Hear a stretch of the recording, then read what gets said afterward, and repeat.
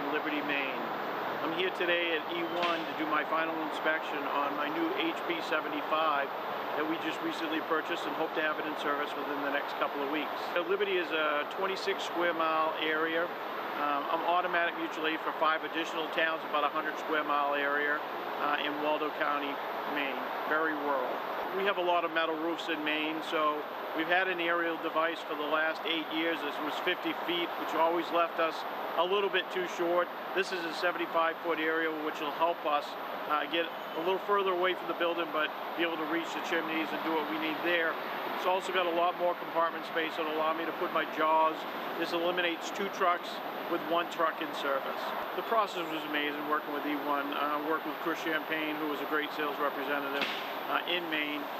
He walked me through the process. He listened to exactly what I needed for a truck and worked with me on a price structure that made sense. It was a big deal for a town of less than 950 people to be able to fund a truck of this size. But with work with Chris and be able to make arrangements, we were able to make it happen. So it was a great experience.